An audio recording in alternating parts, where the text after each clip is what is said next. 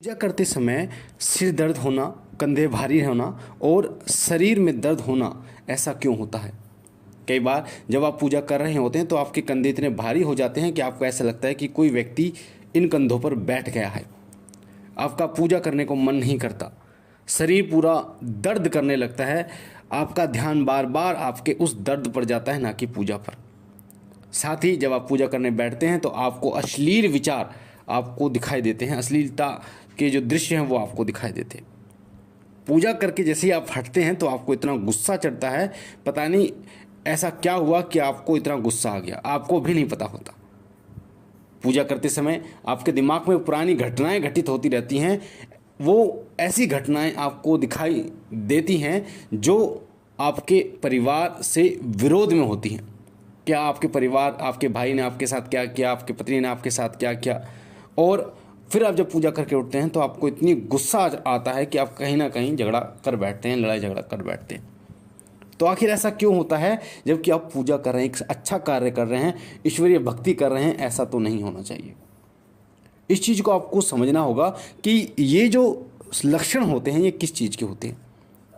सबसे पहले मैं आपको बता दूं कि जब आपको ऐसे लक्षण दिखाई दें कि आपके कंधे भारी हो रहे हैं, दर्द हो रहा है उन कंधों में, सिर आपका भारी हो रहा है, सिर में दर्द हो रहा है, शरीर पूरा दर्द कर रहा है, साथ ही पूजा करने का मन नहीं कर रहा, अश्लील जो दृश्य हैं पूजा करते समय आपको दिखाई दे रहे हैं, आपको गुस्सा आ रहा है पूजा करते समय, और साथ ही आपको ऐसी घटनाएं दिखाई दे रही हैं जो बीत चुकी हैं, आपके परिवार के बीच में और आपके बीच में लड़ाई झगड़े हुए थे पर वो बीत चुकी हुई हैं, वो मिट चुकी हैं, पर फिर वो दोबारा उग रही हैं, दोबारा वो आपको दिखाई दे रही हैं और आपके मन में आपके परिवार के प्रति बहुत ज़्यादा द्वेष उत्पन्न हो रहा है। तो ये सभी लक्षण प्रेत के होते हैं। कि आपके घर में अगर कोई प्रेत है, आपके ऊपर या आपके घर में अगर कोई प्रेत है तो उसके लक्षण होते हैं।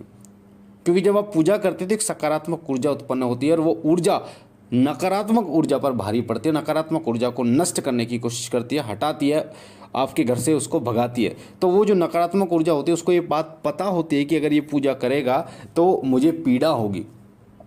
तो वो जो नकारात्मक शक्ति है, जो प्रेत है, वो क्या काम करता है, या तो आपके दिमाग पर बैठ जाएगा और आपको ऐसी अश्लील चीज़ें दिखाना शुरू कर देगा। आपके मन में जो घटनाएं हैं जो बीत चुकी हैं उन घटनाओं को आपको फिर दिखाना शुरू कर देगा, ताकि आपका ध्यान जो है वो टूट जाए, आपके अंदर गुस्सा उत्पन्न कर देगा और लड़ाई झगड़े के लिए आपको आतुर कर देगा।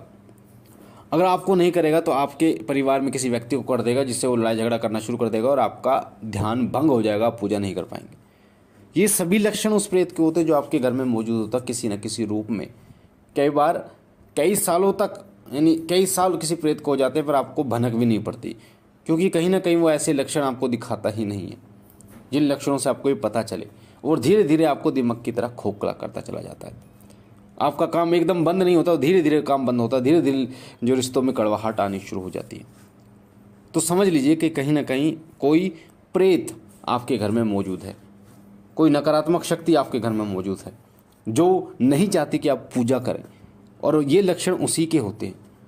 अब मैं आपको बता देता हूँ कि अगर आप ईश्वरीय कृपा प्राप्त करते हैं, पूजा पाठ करते हैं, और अगर कोई प्रेत नहीं होता और आप देवीय कृपा प्राप्त करने के लिए पूजा कर रहे हैं, तो आपको कौन से लक्षण दिखाई देते हैं। तो वो जो लक्षण हैं वो भी सुन लीजिए। जब आप भगवान की पूजा करते हैं और आपको उनकी कृपा प्राप्त होने शुरू हो जाती है तो ये लक्षण आपको दिखाई देते हैं। सबसे पहला लक्षण होता है कि आपको आनंद का अनुभव होता है पूजा करने में। इतना आनंद आपको आता है कि अगर आप आधा घंटा आपको पूजा करनी थी तो आपको पता भी नहीं चलता कि 1 घंटा कब कब बीत गया है। दूसरा लक्षण होता है आपका शरीर हल्का रहता है, भारी नहीं रहता है। कहीं प्रेत आपके शरीर पे होता है तो भारी होता है, कोई बैठ गया आपके शरीर पे, पर जब आपके इष्ट देव की कृपा आपको प्राप्त होती है तो आपका शरीर हल्का हो जाता है, बहुत आपको हल्का महसूस होता है।